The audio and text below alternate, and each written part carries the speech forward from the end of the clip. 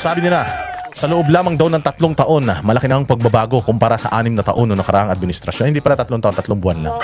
3 buwan pa lang daw, napakalaki na ng pagbabago. Oo, ang laki ng pagbabago. Mantakin mo, unang buwan pa lang, nagnakaw na kayo sa asukal. Tapos nagkaroon ng Maharlika Investment Fund. Tapos nagbenta pa kayo ng ginto, mga putangina ninyo. Tapos kinuha nyo pa yung pera ng PhilHealth, hindi naman sa inyo. Tapos ibabalik nyo, kukuhanin nyo din sa pera ng gobyerno, mga hayop kayo. Tapos na yung budget ng tulay, na-budgetan na yung tulay, dalawang cycle na ng budget na na-budgetan yung tulay, tapos kinuha pa yung pera ng PhilHealth para ipanggawa ng tulay na yun. Tarantado di ba? Sa loob lang ng 3 buwan, ha? Oo, sa loob lamang ng 3 buwan, sinira nila ang bayang Pilipinas, mga bossing. Record talaga yan. Oo, kasi hindi malinaw yung sinabi nila eh. Sabi ni Claire Abnoy, sabi ni Claire Castro na parang nagdideliryo na.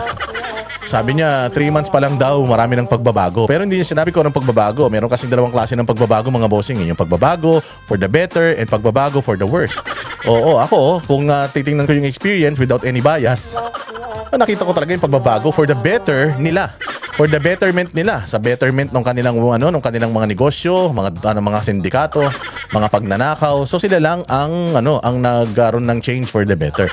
Pero yung change for the worse, ang masaklap niyan, ang apektado niyan yung mga kababayan natin, tayong lahat. Tayong lahat, oo, kayo. Kayo, tayo. Oo, kasi ninakawan tayo sa loob lamang ng 3 buwan. Hindi ba nakita mo sinira na nila lahat ng mga sinimulan ni Pangulong Duterte?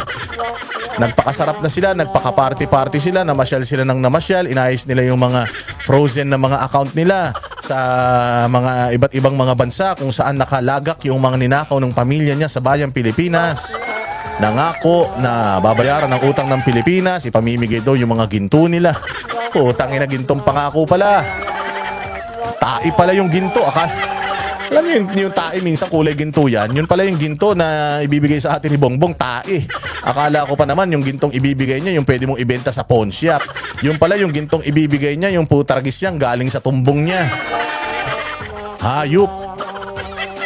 So yan ang mga kaganapan ngayon, mga bossing. Tapos ayan na, sunod-sunod na yung pagnanakaw, sunod-sunod na yung pang-aabuso sa malayang pagpapayag, sa karapatan ng mga Pilipino, welfare ng mga Pilipino. Tuloy-tuloy. Kaya hindi tayo hinto. Bakit tayo hinto? Tatakot ba tayo? Hindi tayo natatakot. Oo. Kasi alam natin, sabi ko nga, lahat na nagsisimula, nagtatapos. Lalo na yung mga kasamaan, yung mga kadiliman na yan, sa dulo ng tunnel. Bagamat mahaba yung panahon ng kadiliman, sa dulo niyan, sigurado may liwanag din yan. Huwag kayong mawala ng pag-asa, huwag kayong mapapagod. Huwag kayong mapapagod sumigaw, huwag kayong mapapagod sa mga balitang ibinabalita ng mga lumalaban sa fake news ng mainstream media, propaganda ng mga komunista, at saka sa mga pambubudol ng PCO, ng gobyerno, na maganda raw ang buhay natin, maayos daw tayo, pero putangin yan. Pinakamataas na inflation rate, nakuha na natin. Pinakamababang halaga ng piso, nakuha na natin. Pinakamaraming droga na nahuhuli at pinakamaraming droga sa sirkulasyon, nakuha na natin. Pinakamalaking pagnanakaw sa kaban ng bayan.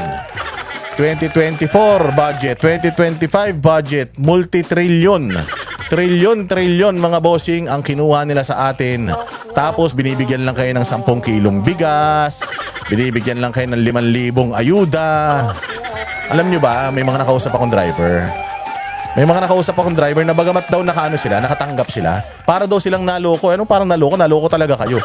Mantakin mo, tumaas ang presyo ng gasolina, tapos hindi naman itinaas yung pamasahe. Hanggang ngayon, nagkanda-paos-paos na yung mga driver. Nagsawa na nga lang yata yung mga driver na mag-rally-rally. Pero putya, wala, hindi talaga pinakinggan yung kanilang panalang. Ako naman, okay lang sa akin tumaas yung pamasahe. Okay man lang sa akin yun kasi tulong na natin yun sa mga driver dahil silang tumutulong sa gobyerno para i-transport tayo from one place to another. Pero ang ginawa, binigyan lang sila ng 5,000 and then tapos na. That's it. Hanggang matapos ang kanilang termino, tumaas ulit ang presyo ng gasolina. That's it. Wala na kayong pwedeng hingin sa kanya. Parang pagbili lang din ng boto yan. Hindi ba? Pagkakampanya, ang babait, pupunta sa mga bahay ninyo, kukunin kayong mga watcher, bibigyan kayo ng mga pera.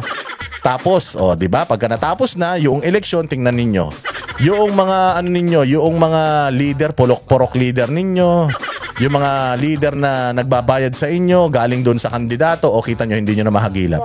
Kahit sila, yung mga leader, hindi na rin nila mahagilap, yung ikinampanya nila na kandidato nagbigay ng barya-barya. Alam nyo kung bakit? Kasi nga, wala nang pakialam yan pag nanalo yan. Wala na. Yung perang bigay sa inyo na nakawin yan, doble-doble, triple-triple, nakapagserbisyo ba sa inyo? Hindi. tangina baka ipapatay pa kayo ng mga yan kapag nagreklamo kayo. Bayad na kasi kayo eh. Ganun din yung mga nakausap ko ng mga driver.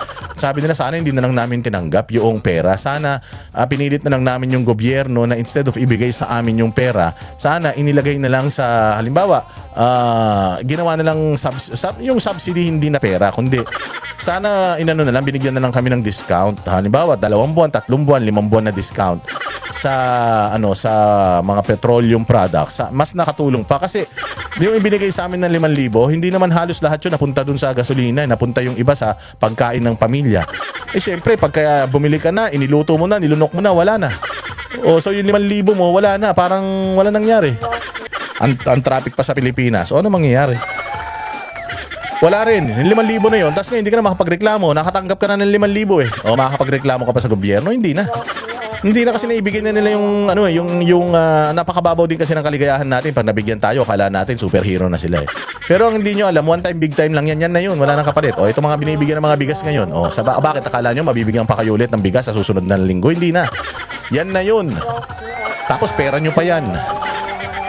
O, di ba? Yan ang problema sa bayang Pilipinas. Masyadong mababaw ang natin. Mababaw ang tingin natin sa mga sarili natin. Bibigyan ka ng barya, tuwan-tuwa ka na. Tapos ang pinakamasaklap, iboboto mo pa. Oo, unang-una sa lahat, kung talagang mahal kayo niyan, hindi bibili ng boto nyo niyan. Kasi kung mahal kayo niyan, sigurado mahal nyo din siya. Kung mahal nyo siya at mahal kayo niya at marami siyang nagawang magagandang bagay sa lugar ninyo, hindi niya kailangan bumili ng boto.